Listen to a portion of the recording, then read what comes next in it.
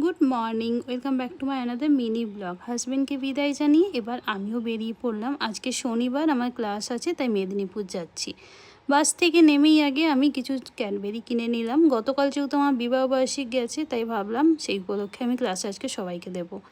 ক্লাসে এসে দেখি কেউই আসেনি, আমি এসেছি, রুমও ক্লিন নেই। আর এত জোর খিদে পেয়েছিল, তাই নিচে একটা ফুড কোর্ট ছিল, সেখান থেকে আমি ধোসা অর্ডার করে বসে পড়লাম। এখানে ধোসাটা এত টেস্টি লাগে না, এই গ্রিন চাটনি আর সাথে এই টমেটো চাটনি। বাট আমার সাম্বার খুব একটা ভালো লাগে না, সেটা কোনো জায়গাতেই ভালো লাগে না। তারপর সবাই চলে এসেছিলো, ক্লাসও স্টার্ট হয়ে গেছিলো। আর আজকে আমাদের ছিল ইন্ট্রোডাকশান রাউন্ড, সেটারই প্র্যাকটিস চলছিল। ইন্ট্রোডাকশানের পর যেভাবে আমাদের ওয়াক করে বেরোতে হয়, সেটা দিয়ে আজকে প্র্যাকটিস ছিল। চলো, ক্লাস তো শেষ হয়ে গেছে। ক্লাসে আসলে না ভীষণ ভালো লাগে, ভীষণভাবেই মনটা ভালো হয়ে যায়। বেরিয়ে দেখি যা মেঘ করেছে, আর সাথে সেই গরম। একটা চকলেট কিনেছিলাম, সেটা খাবো বলে, মানে ক্যাডবেরি, সেটাও দেখছি গরমে গলে গেছে। কী আর করা যায়। চলো, বাই।